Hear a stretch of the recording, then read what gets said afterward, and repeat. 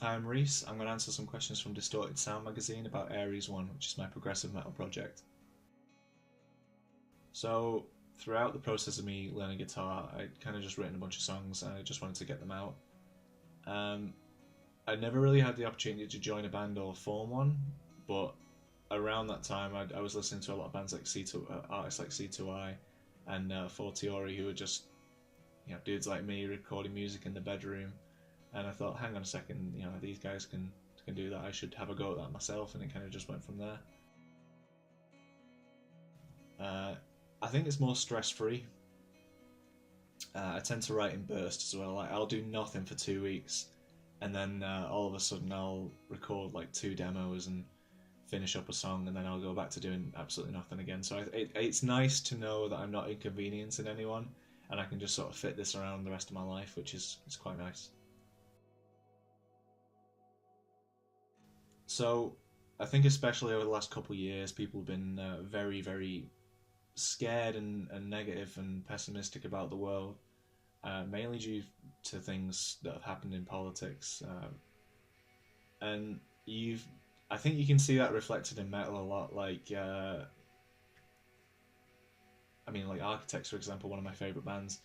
Um, don't get me wrong, it's awesome stuff to throw on if you're feeling really frustrated about the world, and it's really gratifying to listen to while you're feeling that. But I wanted to, just make something a little bit brighter and a little bit different to try and lift your spirits after you've gotten that out.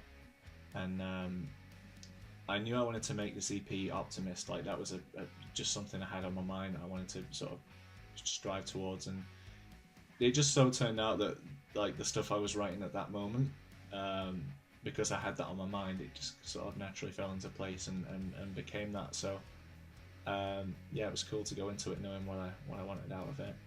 Um, it's very much hope versus hopelessness throughout the whole EP, like a sort of back and forth. And I like to think it's not a completely saccharine sweet, everything's gonna be okay sort of deal, because there's one song called The Precipice, which is the fourth track. It comes about halfway through the runtime, and that song's about the times where you just sort of wake up, see the news, and think, oh, maybe we are fucked. Then, where do we go from here? And it's all about where do you go from there. And yeah, I like to think it's a nice journey, which will hopefully by the end make you feel a little bit better about everything. So the debut was just about releasing music. That was it. It was just about getting these songs that I had recorded and properly produced, and I just wanted to put them out and see what people thought about them. The atmospheric sound that's become a sort of staple, like a signature sound, kind of just came together in the last, like towards the end of the recording process, really, and the writing process. So um, a lot of the songs were kind of, I felt like it was kind of crowbarred in, like shoehorned in there. Um, Whereas this, I went into Optimist knowing exactly what Aries 1 sounds like, and all these songs are written pretty much from scratch or from like very, very loosely formed demos. So I feel like it's a more consistent thing, and because I already knew what I wanted to communicate with it as a whole, I could structure it a little bit better. Because the first one was pretty much, I've got four tracks. In what order should I put them? In what order do they sound best? There wasn't much thought put into it, but with this, I've put a lot of thought into how I want people's mood to shift throughout the whole thing. So I think it was just going into it with a little bit more of an idea of what I wanted the end product to be. It's mostly because I don't sing and I can't write lyrics. So there are definitely things I want to say in the future that are a little bit more that they'll require lyrics. Like Optimist, it's pretty much about two competing emotions, so that's very easy to do with music, and you can do that effectively. But I don't think talking like philosophically is going to work with music just on its own in an instrumental form. So I think eventually I do want to include vocals in it, if I come across the right person for that. But for now, I think it's pretty much it's pretty much sticking instrumental. It's that's one of the reasons why I went with Aries One instead of the Reese Spencer band, because then I wasn't going to rule out the idea that some people might join in the future and it might become a band. Uh, as it stands right now, I think I'm really happy with the way it's going with just me on my own, and as long as I can keep making music and writing stuff that's that's making that people want to listen to, then I think that's going to be the way it continues to go. The exception is, like I said before, the vocalist aspect. Like I think there is definitely room for vocals in my stuff, so we'll see how that goes. I think they would definitely have to be the right person. We'd have to be completely in sync in terms of like worldview and belief systems and all that, so we could really just get the message out unfiltered.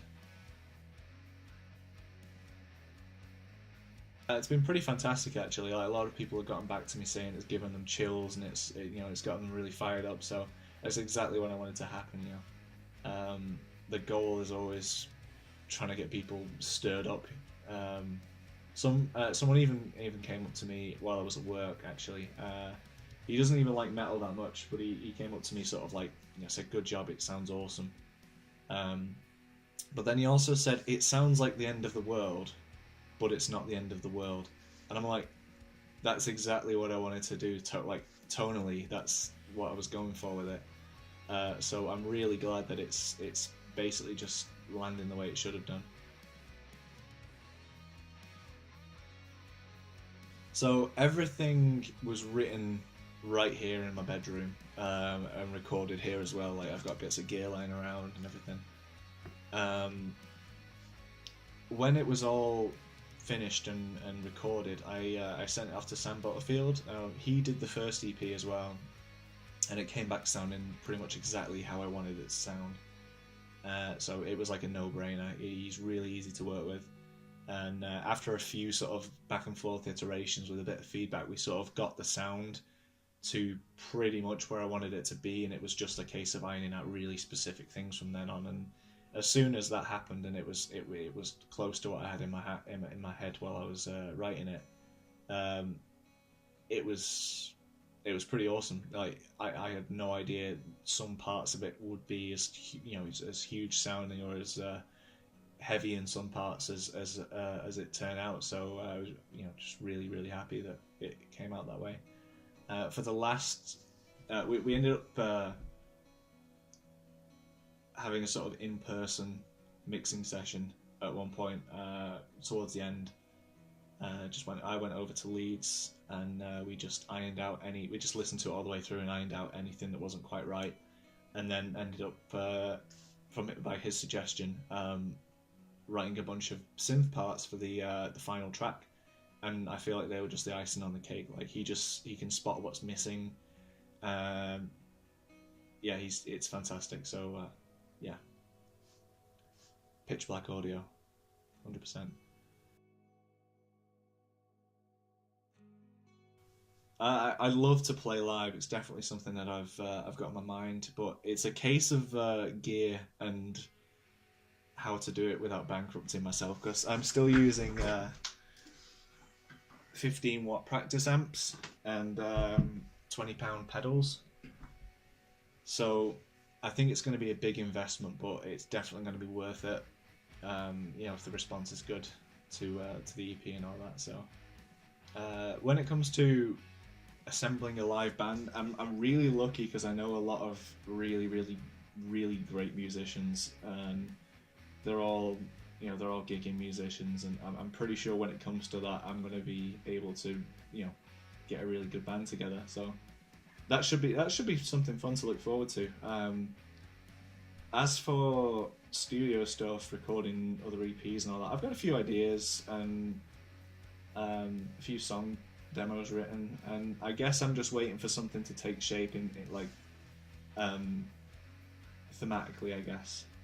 Whether that's a full album or another EP, that remains to be seen. It's another great thing about being a solo artist, is you can kind of just hold out and wait until something takes shape and not rush it, which is the most important thing.